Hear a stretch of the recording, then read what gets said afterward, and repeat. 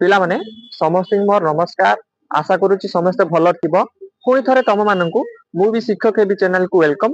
पिला माने आज आमे मयूरभंज होमगार्ड पई एक सुंदर रचना डिस्कशन करिबा। पिला माने मु तुमरो पूर्वरु तीनोटी रचना ऑलरेडी डिस्कशन करि देछि।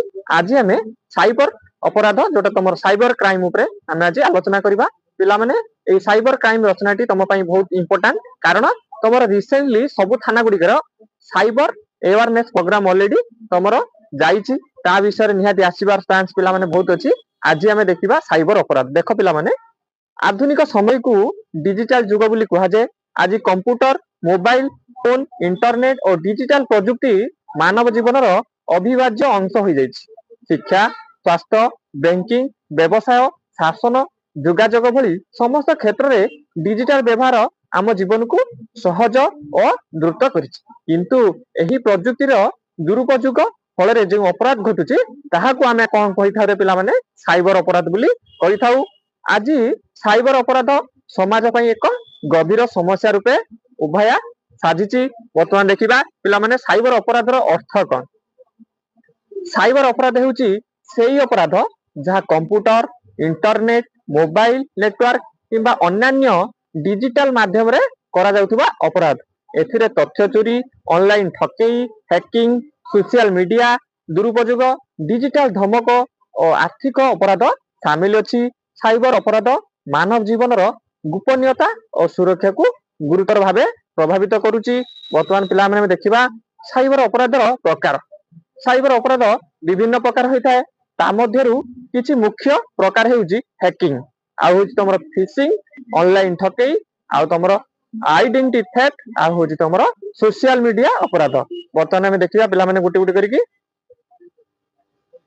वर्तमान देखिबा पिला माने हैकिंग अनधिकृत भाव में अन्य कंप्यूटर मोबाइल किंबा अकाउंट रे प्रवेश करी तथ्य चोरी करिबा।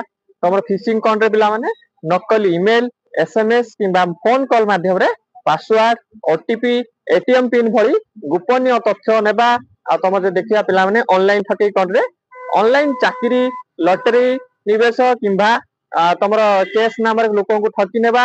आइडेंटिटी थेफ्ट कोन रे तमर अन्य व्यक्तिंकर आधार कार्ड पैन कार्ड किंबा सोशल मीडिया परिचय व्यवहार करी अवैध काम करिबा हेउछि तमरो आइडेंटिटी थेफ्ट। वर्तमान पिला माने देखिबा सोशल मीडिया अपराध कोन तमरो नकली आईडी तयारी करी अन्य को अपमान धमक ब्लैकमेलिंग किंबा मानसिक हेरेस करिबा हेउछि तमरो सोशल मीडिया अपराध। पिला माने एबे वर्तमान देखिबा साइबर अपराध रो बढ़िवार कारण कोन कोन पई साइबर अपराध आज एते द्रुत गति बढ़ी चली पिला माने तमरो साइबर अपराध बढ़िवार पछरे अनेक कारण अछि।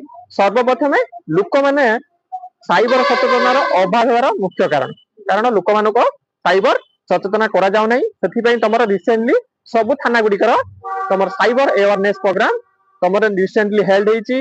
वर्तमान देखिया पिला माने अजणा लिंक रे क्लिक करिबा दुर्बल पासवर्ड व्यवहार करिबा सोशल मीडिया रे अत्यधिक व्यक्तिगत तथ्य शेयर करिबा आदि अपराध को बढ़ाउछि। वर्तमान देखिबा डिजिटल शिकार अभाव और बेकारी समस्या मध्ये साइबर अपराध को उत्साहित करूछि। वर्तमान देखिया पिला माने आमे कोइ भाबरे साइबर अपराध को तार प्रभाव कोन आमे वर्तमान देखिबा। साइबर अपराधर प्रभाव व्यक्तिगत सामाजिक और आर्थिक दिगरु गुरुतर लोक माने आर्थिक क्षतिर सम्मुखीन होंती। व्यक्तिगत तथ्य लीक होई गोपनीयता भंग हुए। यह मानसिक चाप भय और असुरक्षार भावना सृष्टि करे। केतक मामला रे छात्र छात्री और युवपीढ़ी मानसिक भावे प्रभावित होंती।